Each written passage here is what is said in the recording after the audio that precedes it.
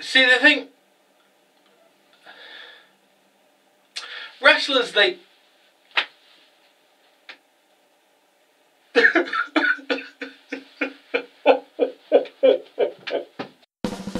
His name is xthedarkone and he really wants to review movies and games. So why don't you all come along so that you may hear his voice will go high-pitched. He's got a hat that is fucking cool and also fucking epic. So sit back and get associated with X to show his epic, awesome, cool, sweet, and bitchy. It's X-rated. Well, it was going to happen eventually. At some point, I was going to have to tackle a movie that's so bad it makes Dragon Ball Evolution look like Mad Max Fury Road. A movie so bad it makes The Last Airbender look like a chocolate sundae with a big old fucking cherry on top. This is Wrong Side of Town. So this movie stars WWE wrestler Dave Bautista. Yeah, Dave Bautista stars in this movie about as much as Robert Downey Jr. is currently starring in this video. Tony Stark! Oh, there he is. So this movie actually stars former WWE wrestler Rob Van Dam as Navy SEAL Bobby Kilanowski, who after meeting his new neighbour ended up going to a nightclub owned by the neighbour's cousin? I'm going to say cousin Seth, and his brother Ethan, who attempts to rape Bobby's wife and ends up getting killed in the process. Bobby, look out! Get up, motherfucker. Mwah, I love it. I love it. Let's see that. Let's see that beautiful award-winning performance. Oh. Let's see that one more time. Get up, motherfucker. Mwah, I don't know why this theme of wrestlers trying to be actors keeps up so strong. Yeah, wrestlers like El Santo, Pat Bomber Roach and Hulk Hogan paved the way for every wrestler under the sun to try and branch out. But with the exception of Dwayne "The Rock" Johnson, they hardly succeeded. I understand why on paper the idea appears sound as a pound. Wrestlers are larger than life, strong and charismatic, but wrestling is a soap opera with tables, ladders and chairs, and while soap actors certainly have a suitable place in soaps, they don't belong on the big screen. Wrong Side of Town is a perfect example of this, as both RVD and Dave Bautista are pretty piss poor. And don't start saying, oh, but he was really good in Guardians of the Galaxy. Well, let me just break something down for you right now. No one, not even the studio, were very confident how that movie would turn out. It was a pleasant surprise. Not to mention, Dave Bautista, Drax, was not the main element of that film. That film was about the group, all those members of the Guardians coming together. They all pieced together and played their own parts. Dave Bautista, though, is such a bad actor that playing a character like Drax almost works for him. Playing a character like Drax who doesn't kind of get, humour like that, who doesn't get that kind of humour, it works for him. It works for a bad actor like Dave Bautista to pull off. That's why he seemed so good at the role. Not because Dave Bautista is a great actor, it's because he's so bad of an actor, he can play a character like Drax. Okay, I went a little off topic there, but this movie is such a bland batch of storytelling shit that it's easy to get distracted by talking about other shit elements. So basically, when Seth finds out his brother was killed, even though it was a total accident, he decides he wants to put out a hit and kill the man not responsible. They go to the cops, but oh no, the detective is dirty. They try going home, but they are just constantly attacked by a random number of thugs. And yet, for like the first half of the movie, it is never really explained why RVD can do all this stuff. I mean, we are yet to have any exposition on this character and what he is capable of. It's just a case of, oh, here he is, and he can do this. Then, about halfway through the movie, they forget to mention any of that and just have a line saying, Special Services, why didn't you say something in the first place? Didn't think it was necessary.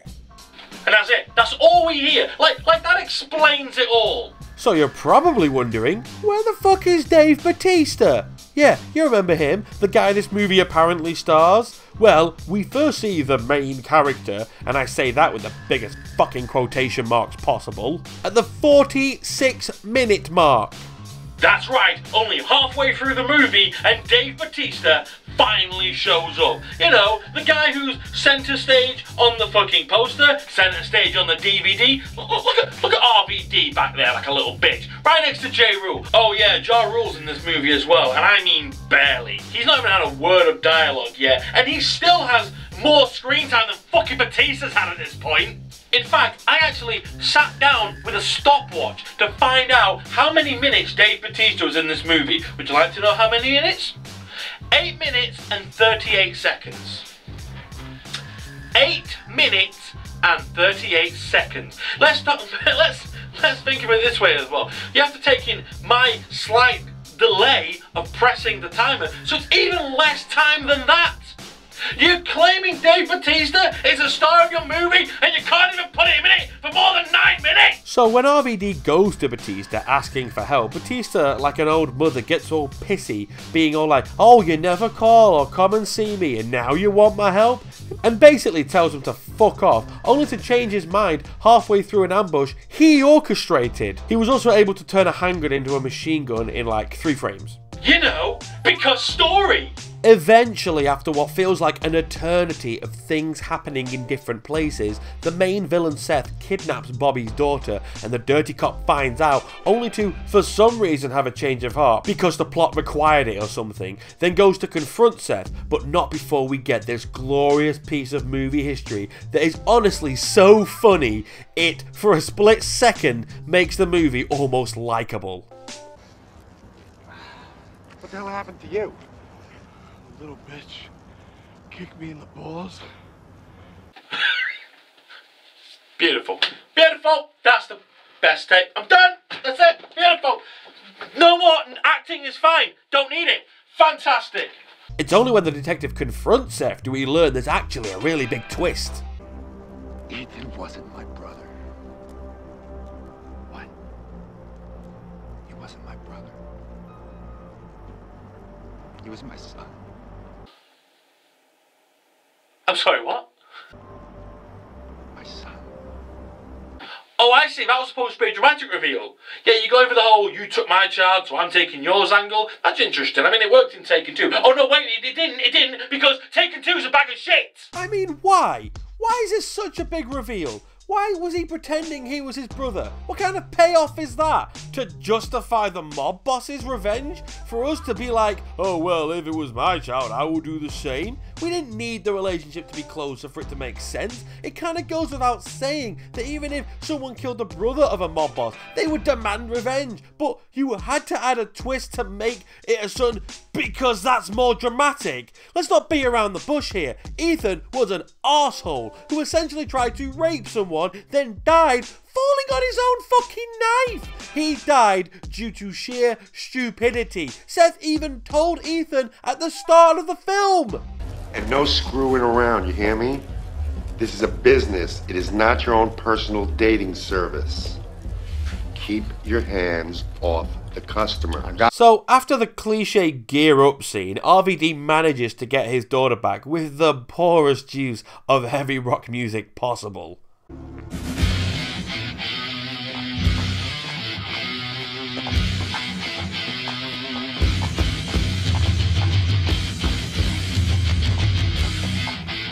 I mean, my god, this repetitive strumming of a guitar is ear-bleeding material, and they're not even using it well.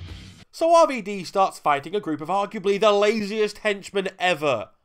In classic one-on-one, even though there are about a million opportunities to attack him all at once, until Bautista eventually decides he hasn't quite earned his paycheck yet, so appears for another 4 minutes of filming. And now, it's Ja Rule to actually do something, as he and Bautista decide to have a little death battle, a hand-to-hand combat, even though Bautista could have just shot him like here.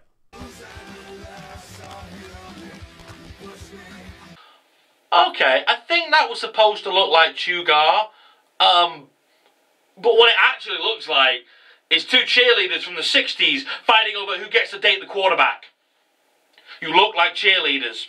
RVD saves his daughter by Doing that, apparently, Ja Rule decides to just appear when he gets clocked over the head by Batista with a pipe, no doubt falling back on his wrestling. Then, we see Batista leave in the most unheroic way ever, simply walking off, and as the rest of the scene happens. I mean, just look at this mess. Batista looks more like he's just leaving the set. I'm expecting the towel girl and some prick in a suit to come along with a big check saying, "Here's all the money you didn't earn, Batista." There was also some dialogue between RVD and his daughter about tattoos or something, but I'm so fixated on watching Batista leave, wondering, why was he even in this movie in the first place? I completely end up overlooking the...